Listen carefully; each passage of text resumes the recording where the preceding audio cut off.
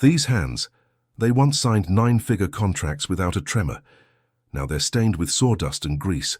I traded a $50 million empire for this dusty workshop. And the price for this downgrade? Ignoring a single 7-word warning from my wife.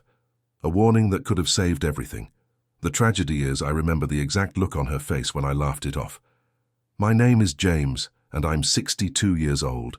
To understand how a man can fall so far so fast, you first have to understand the foundation he was built on. You have to understand how we built it, not me, we. Everything that I ever accomplished of any value started in a small kitchen that always smelled of coffee and my wife Sarah's quiet determination. When we started, there was no Titan construction, no gleaming office tower, no army of employees. There was just me, a clunky, rust-colored Ford pickup that groaned every time I turned the key, and Sarah sitting at our wobbly kitchen table, turning our chaotic receipts into something the taxman could understand. I was the brawn, the hands-on builder who knew how to frame a wall and pour a foundation. But Sarah was the architect of our entire life. You have to understand, her genius wasn't in numbers or logistics, though she was brilliant at both. Her gift was seeing the invisible. I'd look at a blueprint and see load-bearing walls, electrical wiring and plumbing stacks. Sarah would look at the same piece of paper and see a family's future, the room where a child would take its first steps, the kitchen where Thanksgiving dinners would be made for decades to come. She understood the soul of a project. More importantly, she understood the souls of people. She could read a person's character in a handshake better than I could read a surveyor's report. In those early days, I didn't make a single move without her. She was my compass, my gut check, my partner in every sense of the word. For years, we scraped by. We took the jobs nobody else wanted, rickety deck repairs, leaky basement finishes, small additions that the bigger crews scoffed at. I'd be out on a site from sunup to sundown, coming home with muscles aching and my clothes caked in dirt. And I'd walk in to find Sarah, after her own long day at her part-time job, with the book spread out, a calculator in one hand and a cup of tea in the other, making sure we could afford the materials for the next day. We were a team, fueled by a shared dream of building something that would last, something that was truly ours. We weren't just building houses, we were building a future, brick by painful, glorious brick. The turning point came with a house that everyone else in town called the Curse. It was a beautiful old Victorian, but it had been neglected for decades. It had foundation issues, a leaky roof, and a layout that made no sense for a modern family. Every contractor who looked at it quoted a demolition or a price so high it was laughable. The owner was an elderly widow named Mrs. Gable, a woman whose hope had worn as thin as the threadbare carpets in her home. I went to see it, and my mind immediately started calculating the sheer cost and effort. It was a logistical nightmare. I told Sarah it was a lost cause, a money pit. "We can't afford a mistake like this, Sar," I told her. "This could sink us." And then she did what she always did. She didn't look at my notes, she looked at me. "Let me meet her," she said. The next day, Sarah went with me. She didn't inspect the sagging floors or the water-stained walls. She sat with Mrs. Gable at her kitchen table, the very same kind of wobbly table we had, and just talked to her. She listened to the woman's stories about raising her children in that house, about the memories held in its decaying plaster. After an hour, Sarah walked out to the truck where I was waiting, and I saw a look in her eyes I knew I couldn't argue with. "We're taking the job," she said. "Are you crazy?" I replied. "The numbers don't work. The risk is too high." "James," she said, putting her hand on mine, "the numbers aren't the whole story. That woman is good people. Her heart is in that house. If we do right by her, the universe will do right by us. I have a good feeling about this. Trust me." And so I did. I trusted her. For the next 6 months, that house became my life. I poured every ounce of skill and energy I had into it. We reinforced the foundation, redesigned the layout while preserving its historic charm, and restored the intricate woodwork by hand. Sarah managed the budget with surgical precision, finding salvaged materials and negotiating with suppliers to make the impossible numbers work. It was the hardest thing we had ever done. When we finished, Mrs. Gable walked through her renewed home with tears streaming down her face. She couldn't pay us a huge bonus. But she did something far more valuable. Mrs. Gable was part of every social club, church group, and charity board in the city. She told everyone about the young, honest builder and his brilliant wife, who didn't just fix her house, but restored a piece of her life. The phone started ringing, and it didn't stop. First it was her nephew who needed a commercial space renovated. Then it was her friend from the garden club who wanted a custom home built. Within 2 years, we went from being the guys who fixed leaky basements to being the most sought-after custom home builders in the region. We hired our first employee, then a full crew. We moved out of the kitchen and into a small rented office. We named the company Titan Construction, a name I chose in a moment of swelling pride. I remember the day our accountant called and told us our business account had officially crossed the $1 million mark. I hung up the phone in a daze. I drove to the office, picked Sarah up, and we just drove around for an hour in that same old rusty Ford pickup, not saying a word. We finally parked at a scenic overlook, looking down at the city we were now helping to build. It wasn't the number that mattered. It was the look in her eyes. It was the silent acknowledgement that our crazy, impossible dream, the one we'd sketched on napkins at that wobbly table, was real. We were real. We had built it from nothing, on a foundation of trust, hard work, and her unshakable intuition. That was our blueprint for success. A perfect, unchangeable plan. And before I tell you how the first floor of that dream was built, and how I eventually decided to throw the blueprint away, I want to know where you're building your own dreams from. Let me know in the comments what city or country you're watching from, and if you haven't already, please subscribe to the channel so you don't miss how this all went so wrong. Back then, everything felt possible. We were in perfect sync, a well-oiled machine. I was the engine, but she was the steering wheel and the compass. And at that point in my life, standing on the precipice of a fortune I could barely comprehend, I knew one thing with absolute certainty. Back then, I wouldn't lay a single brick until she told me the ground was solid. The first $1 million doesn't change you. It's the 5th and then the 10th that start to quietly poison the well. The success that followed the restoration of Mrs. Gable's house was a tidal wave. Titan Construction became a brand, a symbol of quality and integrity. My name was no longer just on the side of a truck. It was on billboards, in glossy magazine features, on the banners of charity galas I was now expected to sponsor. The city's skyline began to bear my signature, one soaring structure at a time. The transition was gradual, insidious. You don't just wake up one day and decide to become a fool. Your ego seduces you, one small, flattering whisper at a time. The rusty Ford pickup was the first thing to go, replaced by a sleek black German sedan that hummed with a power I was beginning to feel was a reflection of my own. Our small rented office was abandoned for the top 2 floors of a downtown skyscraper, one of my own buildings, of course. The view from my corner office was breathtaking, a panoramic vista of the world I was creating. I could see the neighborhoods where we'd built our first custom homes, the commercial districts we had revitalized. But from that high up, you can't see the people. You only see the structures. And slowly, my focus shifted from the families inside to the monuments I was erecting in my own honor.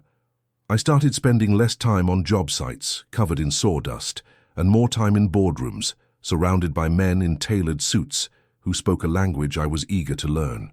It was a vocabulary of leverage, of capital ventures, of hostile takeovers and aggressive expansion.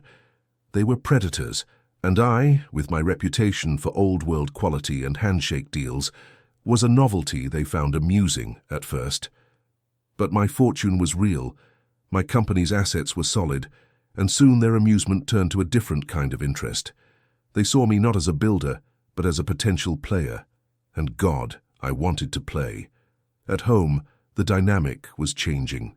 The kitchen table, once our command center, was now just a place we'd occasionally have a silent breakfast. Our conversations about the business became less of a partnership and more of a briefing. I would inform Sarah of the deals I was making, the land I was acquiring. I stopped asking for her opinion and started expecting her applause. When she'd raise a cautious question, I'd dismiss it with industry jargon she didn't understand. I wasn't trying to exclude her. Worse, I was trying to impress her, to prove that I had ascended to a level of business acumen that her simple, beautiful intuition could no longer comprehend. I was building a wall between us, and I was using my own success as the mortar. The true beginning of the end arrived under the guise of the opportunity of a lifetime. His name was Michael Vance. I didn't meet him at a builders' convention. I met him at a private investors' retreat in the mountains of Colorado. He wasn't a construction guy. He was a creature of pure finance, a wizard who conjured money out of thin air. He was charismatic, dressed impeccably, and spoke with a hypnotic confidence that made the most outrageous claims sound like inevitable truths. He approached me by the fireplace at a lavish lodge, a glass of ludicrously expensive whiskey in his hand. "James," he said, his smile never quite reaching his cold, calculating eyes, "I've been following your work. You're an artist who paints with concrete and steel, but you're painting canvases when you should be commanding the entire museum." He flattered me. He told me I was a true visionary trapped in the pedestrian world of regional construction. He said my reputation was the most valuable untapped asset I had, and then he laid his masterpiece of a trap before me. He called it Elysian Towers. It wasn't a building, it was a statement. Twin crystalline towers that would scrape the clouds, connected by a skybridge garden. It would be a self-contained city for the global elite, with Michelin-starred restaurants, a private art gallery, and a helipad. It was audacious, beautiful, and utterly insane from a practical standpoint. The cost was astronomical, the engineering challenges unprecedented. My old self, the man who sat at the kitchen table with Sarah, would have laughed him out of the room. But this new version of me, the titan, the visionary, I was mesmerized. Michael's plan was seductive. My role would be to lend Titan Construction's name, reputation, and most crucially, our massive debt-free asset portfolio as collateral for the financing. He would handle the creative financial engineering. We wouldn't just be partners, we'd be pioneers. Our profits wouldn't be in the millions, they would be in the hundreds of millions. I went home, my mind buzzing with the scale of it all. I presented the project to Sarah in my home office, spreading the glossy architectural renderings across my enormous mahogany desk. I was expecting her to be blown away, to see the genius of it. Instead, she was quiet. She traced the outline of one of the towers with her finger, her expression unreadable. "I'd like to meet him," she said. That was all. A week later, we were sitting in a restaurant where the wine list looked like a phone book, and the bill would equal a down payment on a small house. Michael was at his most charming. He regaled us with stories of deals in Dubai and Shanghai. He complimented Sarah on her elegance. He treated me like a king. But I noticed something. He never truly answered any of Sarah's simple, direct questions. When she asked where the initial seed funding came from, he'd pivot to a lecture on global investment trends. When she asked about his previous partners, he'd offer a vague anecdote about the fickle nature of the market. He was a ghost, a shimmering projection of success with no verifiable substance. I saw a masterclass in deflection. Sarah saw a man with something to hide. The car ride home was thick with a tension I hadn't felt since our earliest, poorest days. We didn't speak until we were standing in the cavernous, marble-floored foyer of our house, a house so large we could go days without accidentally running into each other. "I don't want you to do this," she said, her voice soft but laced with steel. "Sarah, you don't understand the scale of this. This is the big league," I said, my tone dripping with a condescension that still makes me sick to my stomach. "No, James, you don't understand," she replied, and for the first time I saw genuine fear in her eyes. "That man doesn't speak our language. We talk about building homes, about foundations and integrity. He talks about leveraging assets and exit strategies. He doesn't see a magnificent building. He sees a pile of chips in a casino. There is no soul in what he does." She took a step closer, her gaze unwavering. "Listen to me. A man like that who has no foundation of his own will not hesitate to crack yours.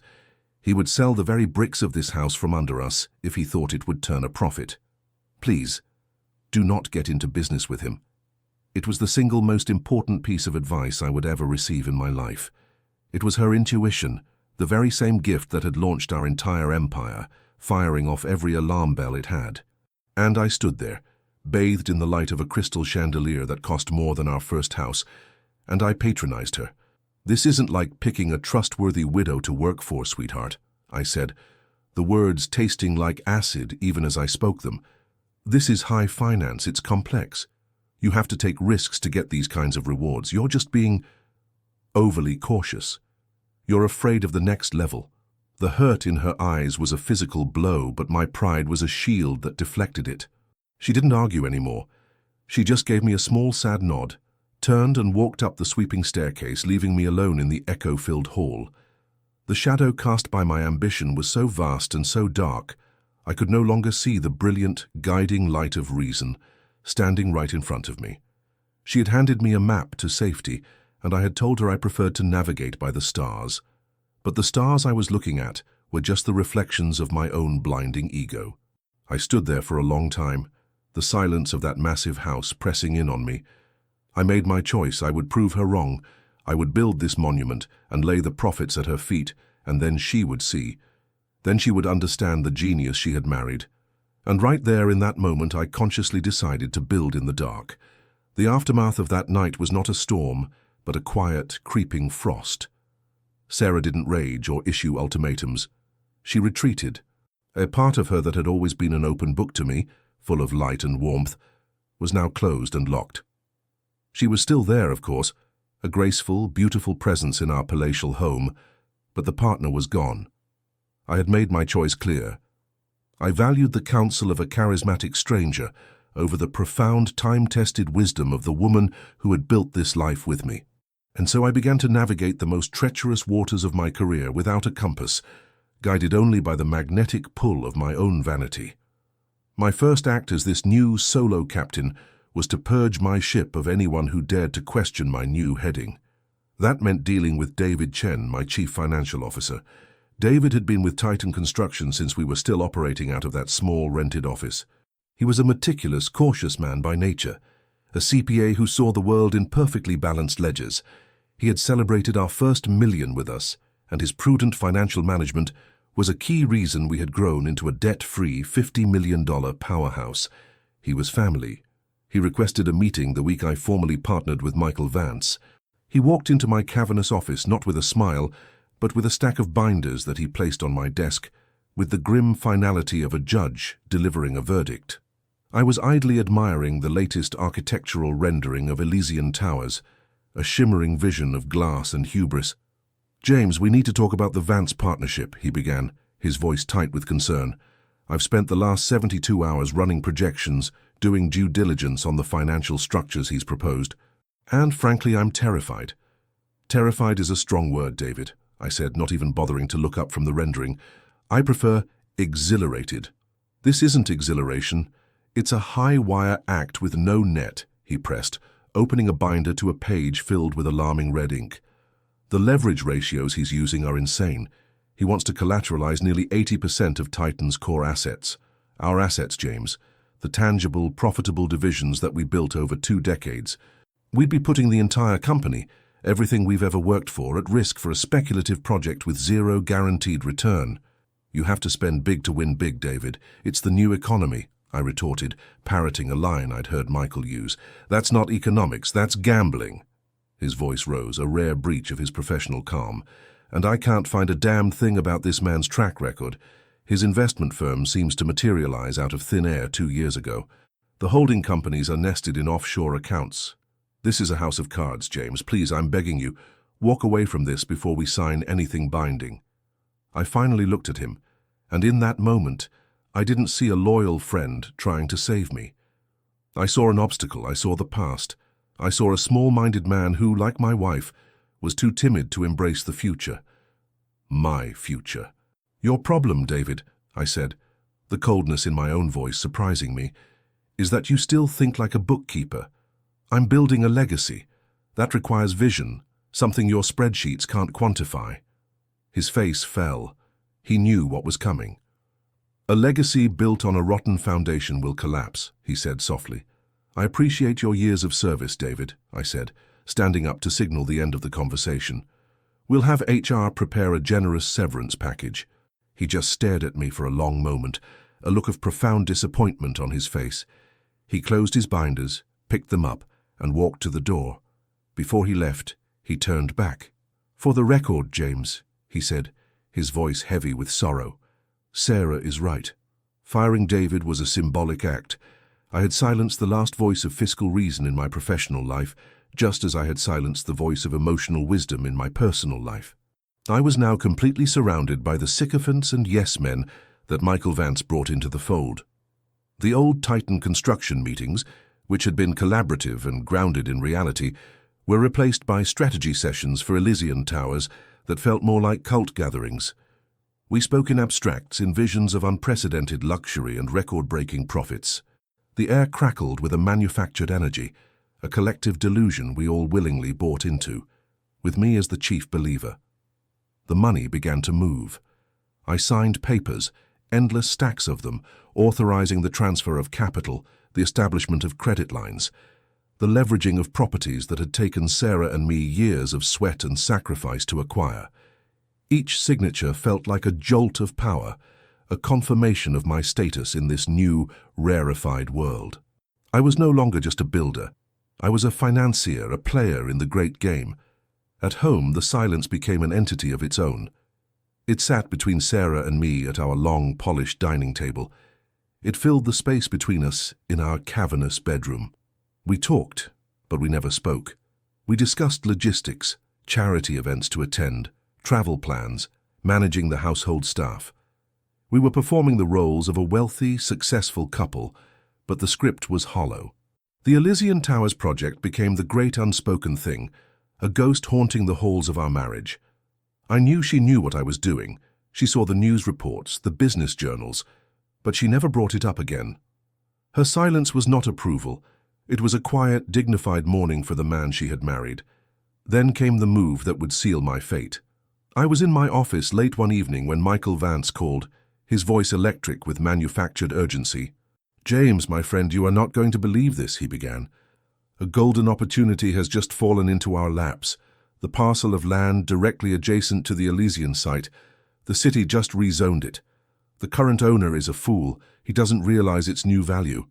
We can acquire it for a fraction of its future worth.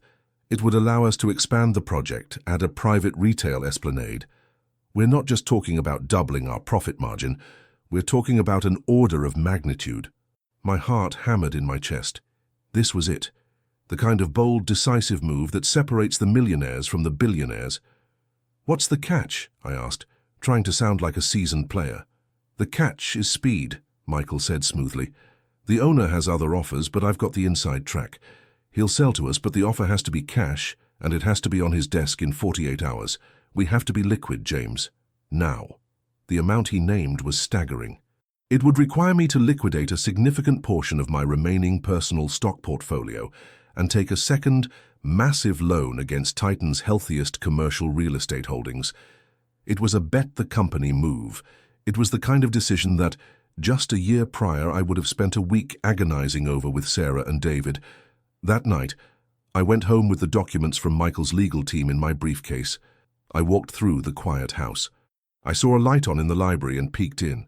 Sarah was curled up in an armchair reading a book, a simple, peaceful scene from a life I was in the process of secretly dismantling. My heart twisted. A voice deep inside me screamed at me to go in there, to lay the papers at her feet, to confess my fears and ask for her guidance, to trust the compass. I stood there for what felt like an eternity, my hand on the doorknob. "She won't understand," a venomous voice in my head whispered. "She'll tell you it's too risky. She'll hold you back." Real visionaries act alone. Defeated, I pulled my hand back and went to my office. I sat in the dark for hours, the city lights twinkling below like a fallen constellation. I was a king in his castle, completely and utterly alone. Finally, I switched on the lamp, pulled out the documents, and uncapped my expensive fountain pen.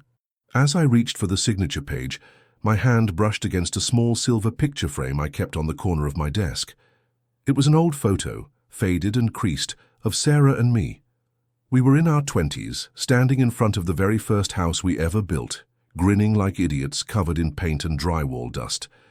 We were broke, exhausted, and happier than I had been in a decade. For a second, a gut-wrenching wave of doubt washed over me. It felt like a physical chill, a warning from a forgotten part of my own soul. It was her voice, her wisdom, echoing across the years, begging me to stop. But the greed, the pride, the desperate need to prove that I was right and she was wrong. It was a roar that drowned out the whisper. I picked up the picture frame and with a deliberate final movement, I placed it face down in my desk drawer. I closed the drawer with a soft, definitive click, shutting away not just a photograph, but the last remnant of my conscience. Then I picked up the pen and signed my name. I signed away our security. I signed away our past. And with each stroke of ink, I was signing the demolition order for the entire empire we had built together. Signing that document was like pushing a boulder off a cliff. For a few exhilarating moments, there was a sense of weightless freedom, the thrill of a decisive, irreversible action. I had doubled down on my own genius. I had chosen the path of the Titan, the lone visionary. But soon, the inevitable reality of gravity began to take hold. I couldn't hear the boulder crashing in the canyon below, not yet, but I could begin to feel the tremors of its impact, traveling back up through the rock beneath my feet. The first tremor was subtle. A subcontractor on the Elysian Towers project called me directly, bypassing the layers of management Michael had installed. He was a concrete foreman I'd known for 15 years, a gruff, honest man named Sal. He was nervous, apologetic. "Mr. H," he said, using the old nickname from my days on the job sites, "I don't want to cause trouble, but the payments are late. Not just to me, to a lot of the guys. We're getting stories from Vance's people, excuses about wire transfers and international banking holidays. It doesn't feel right. My suppliers are threatening to halt deliveries." I assured him it was a simple clerical error, a logistical hiccup inevitable in a project of this magnitude. I projected an aura of complete control. "I'll handle it personally, Sal. Don't worry." Then I hung up and immediately called Michael, my voice tight with an irritation I tried to disguise as authority. Michael laughed it off. "James, my friend, relax. This is the cost of doing business on a global scale. We're dealing with investors from 3 different continents. You can't expect the smooth, simple transactions of a local construction company. It's a different world. Tell your guy to be patient, the money is coming." His confidence was a powerful sedative, and I wanted to believe him. It was easier than confronting the alternative. But the tremors grew more frequent. Our city inspector issued a stop-work order on the foundation, citing discrepancies between the submitted plans and the actual materials being used. Michael called it a bureaucratic shakedown, a city official looking for a bribe. He told me he would grease the necessary wheels. A week later, the stop-work order was mysteriously lifted, but the incident left a sour taste in my mouth. The old James, the one who built his reputation on quality, would have been on that site in a heartbeat, personally inspecting every inch of rebar. The new James, the financier, was content to let his charismatic partner handle the messy details. I was becoming willfully blind, a king who refused to look out the window for fear of seeing the approaching enemy army. My isolation deepened. I started avoiding the country club and the charity galas, places where I might run into old colleagues from the construction industry. I couldn't bear the thought of their probing questions, of seeing the doubt in their eyes. I was living on an island of my own making, with Michael Vance as its sole other inhabitant. He was my source of news, my interpreter of reality. He fed me a steady diet of optimistic projections, tales of new investors about to come on board, and complex explanations for minor setbacks that always pointed the finger at someone else, the city, the banks, the jealous competitors. The worst part was the toll it took on me physically. I wasn't sleeping. I'd lie awake at night next to Sarah's still, silent form, my mind racing, replaying conversations, second-guessing signatures. I lost weight. My temper grew short. I was a ghost haunting my own life, a man stretched taut over a chasm of his own creation. I had surrounded myself with the trappings of unimaginable success, yet I was consumed by a primitive, gnawing fear. The fear of a gambler who has pushed all his chips to the center of the table and is starting to realize the other player isn't showing his cards. The collision with reality, when it finally came, wasn't a dramatic explosion. It was a quiet, clinical dissection performed over the phone by my lawyer, Arthur. I had called him to complain about a lien that had been placed on one of Titan Construction's prime commercial properties. a property that was supposed to be untouched by the Elysian Towers financing. Arthur, a calm and methodical man, cleared his throat. "James, I'm glad you called. I've been doing some independent digging on your behalf. I was concerned about the structure of these new loan agreements. I used some private investigators. I think you need to sit down." "I am sitting down, Arthur. Just tell me what's going on." And then he did. He laid it all out, his words precise, dispassionate, and utterly devastating. Michael Vance wasn't his real name. He had a history, a trail of bankruptcies and lawsuits in other states under different identities. The global investors he boasted about were a fiction. He was using the massive loans secured by Titan's assets to pay off debts from his last failed venture. He was running a classic Ponzi scheme, using new money to cover old promises. But the final crushing blow was about the adjacent parcel of land. The golden opportunity. The reason I had liquidated my personal portfolio and pushed my company to the brink. "The sale was a complete fabrication, James," Arthur said, his voice laced with pity. "The owner was a shell corporation registered in the Cayman Islands, a corporation that after 3 layers of obfuscation, we traced back to a holding company controlled by Vance himself. He wasn't buying the land for you. He was selling it to you. He bought it for less than 1/10 of what you paid just a few weeks earlier. The money you gave him? It never touched an escrow account. He wired it offshore the same day." I didn't say anything. I couldn't. The receiver in my hand felt as heavy as a block of lead. My magnificent corner office, with its panoramic view of the city, suddenly felt like a glass cage, a prison of my own design. The vibrant metropolis outside seemed to go mute and grey. There was no screaming, no shattering of glass, no dramatic outburst. There was only a profound internal collapse. The entire edifice of my ego, my pride, my carefully constructed identity as a business visionary, crumbled into dust in the span of a single phone call. The earthquake had happened months ago, on the night I put that photograph of Sarah and me face down in my desk drawer. I was just now, in this terrible silent moment, feeling the full cataclysmic force of the shockwave. The ground beneath me hadn't just cracked, it had ceased to exist.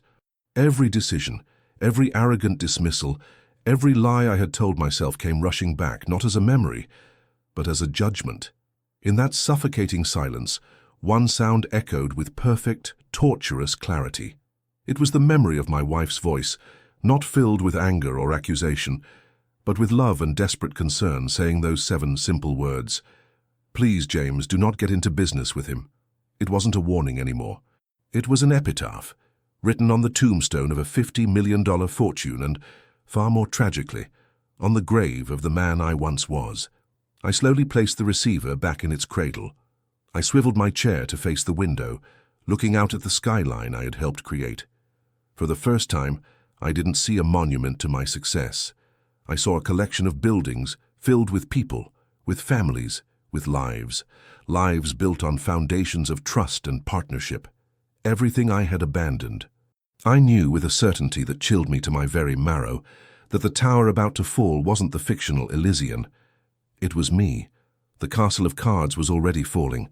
Arthur's call was simply the gust of wind that made me see it.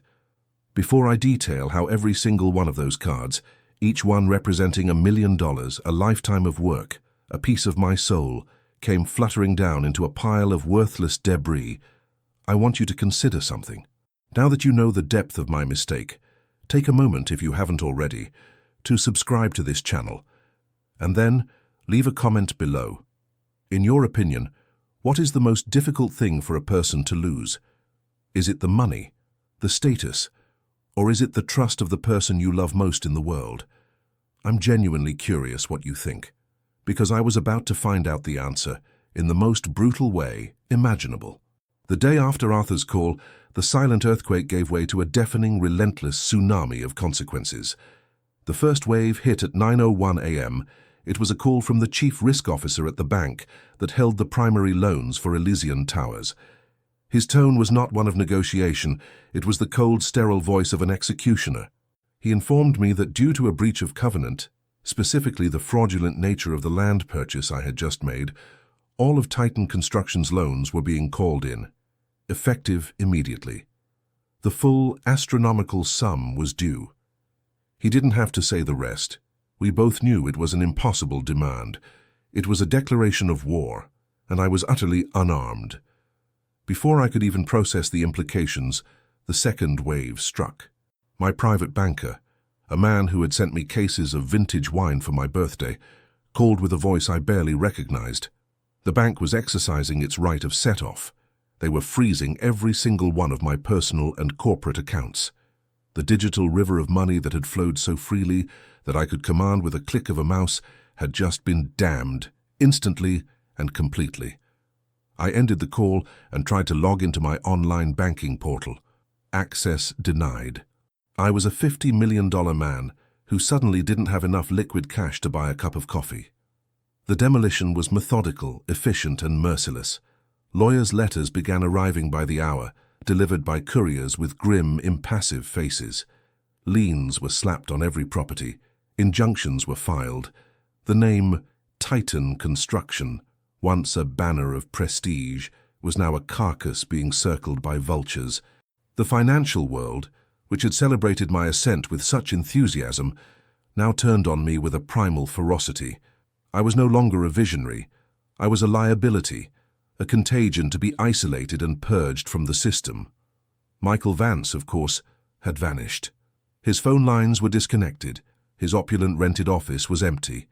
He was a phantom who had never existed, leaving behind nothing but a crater where my life used to be. The worst day was the day I had to walk into the Titan Construction headquarters and tell my people it was over. These weren't just employees. Some of them, like my head of operations, Bill, had been with me since the beginning. I had hired him when he was a young kid fresh out of trade school. I'd attended his wedding, held his firstborn son at the hospital. Now I had to stand before him and 100 others, my voice cracking, and tell them that their jobs were gone. That the company they had given their careers to was insolvent. That their final paychecks would likely be tied up in bankruptcy proceedings for months, if not years. I saw the fear in their eyes, the confusion, the betrayal.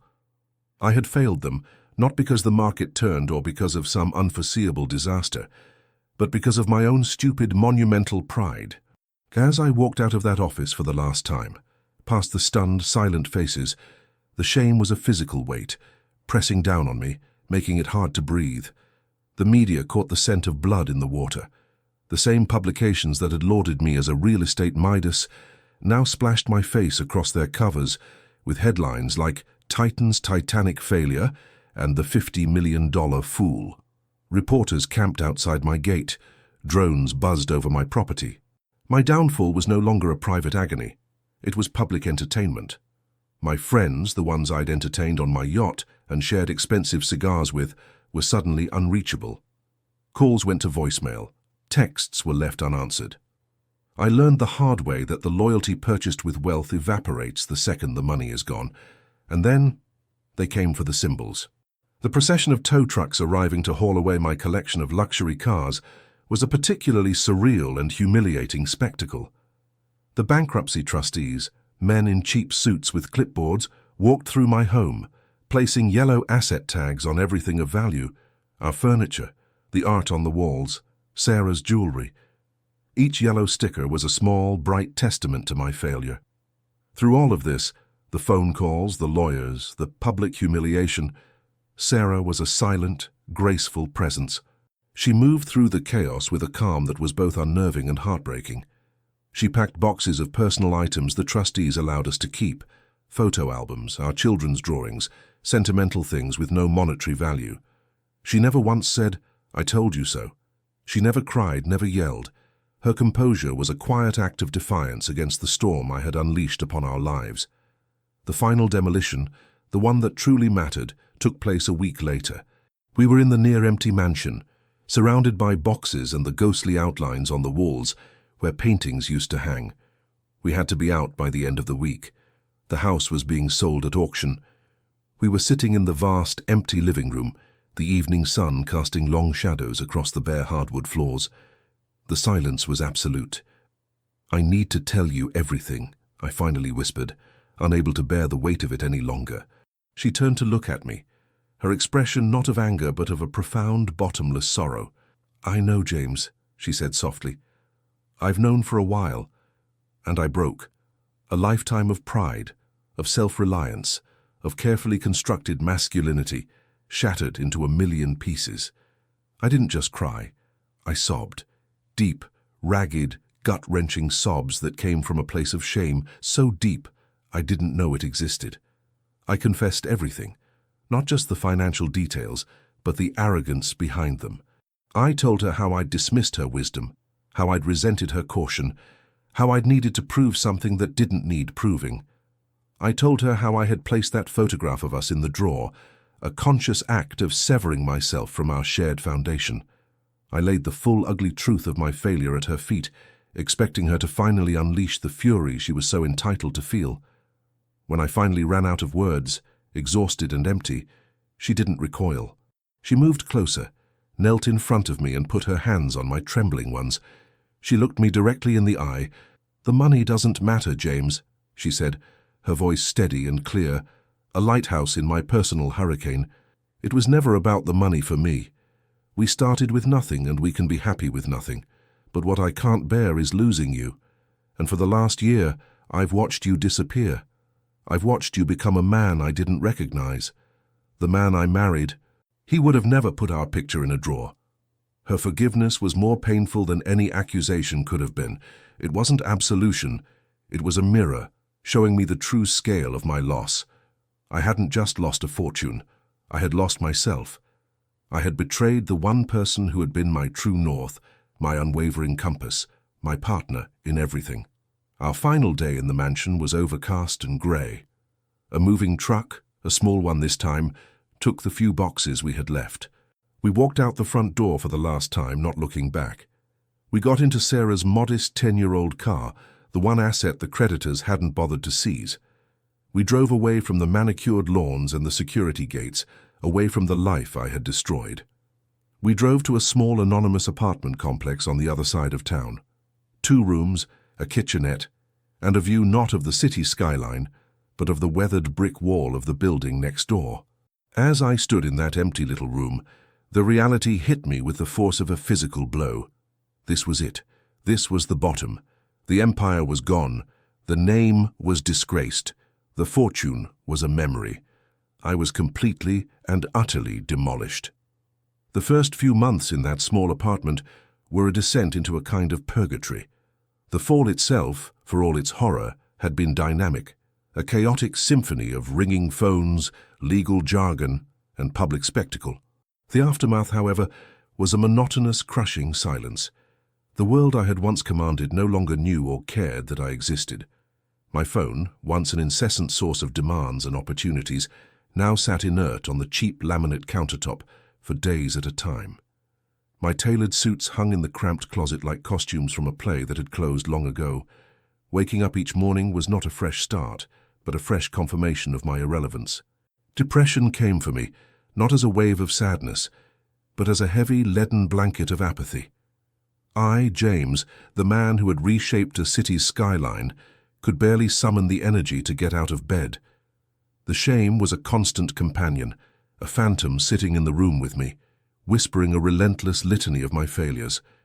I would stare at the brick wall outside our window for hours, seeing in its uniform, unyielding pattern a metaphor for the dead end my life had become. I was 58 years old, a pariah in the industry I had once dominated, with a resume that was now more of a liability than an asset.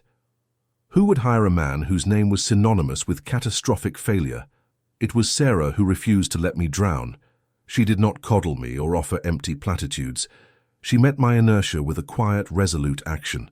She took a job as an administrative assistant at a local community college, the same kind of work she had done 2 decades earlier.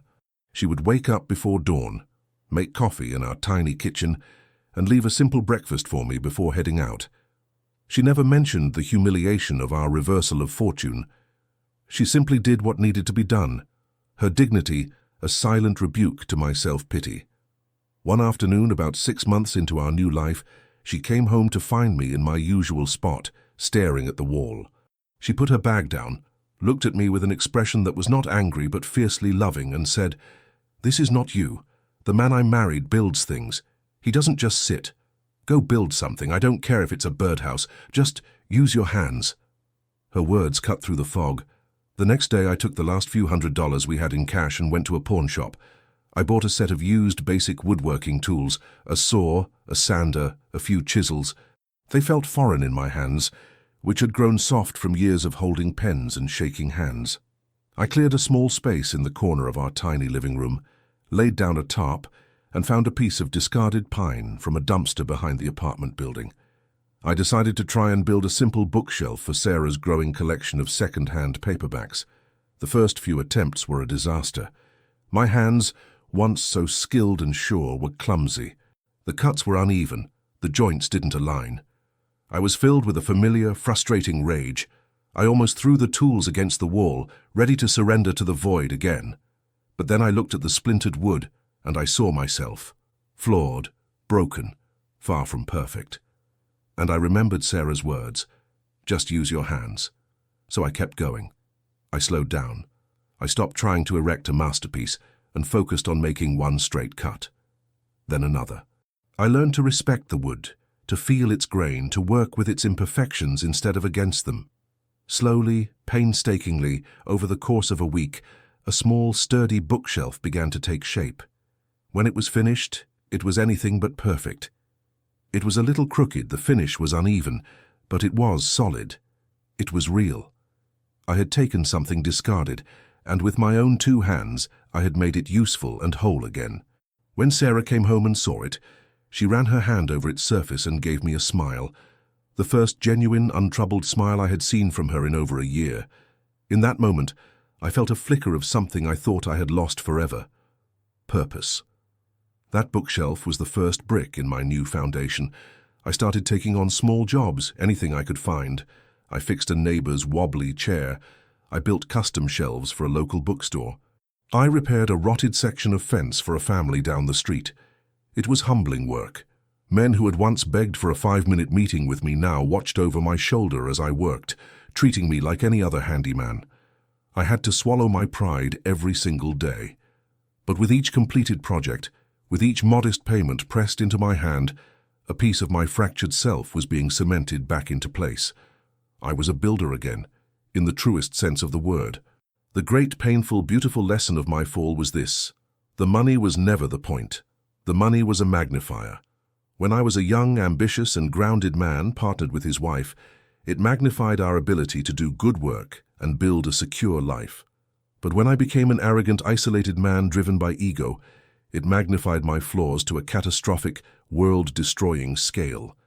It gave me the power to execute my own self-destruction on a grand stage. Losing it all stripped away the amplifier and forced me to confront the unadorned truth of who I had become. Stripped of my wealth, I had to do a different kind of inventory. What was I left with? I had lost the friends who were attracted to my power. Good riddance.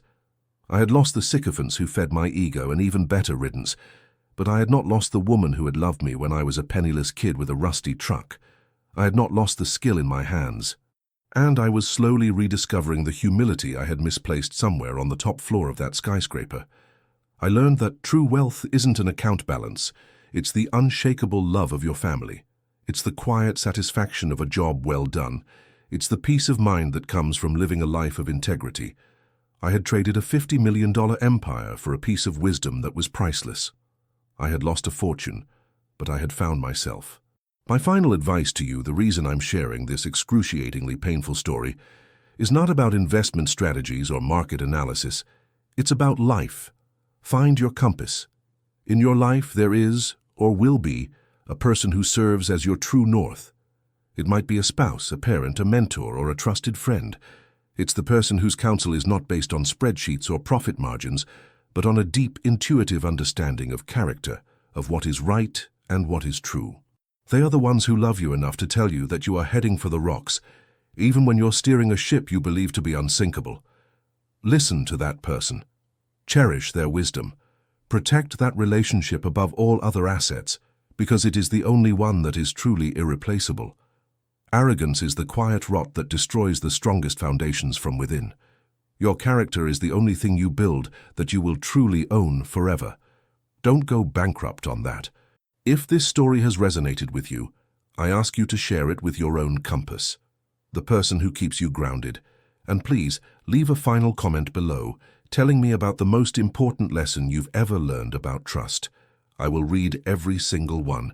Thank you for letting me rebuild my story with you.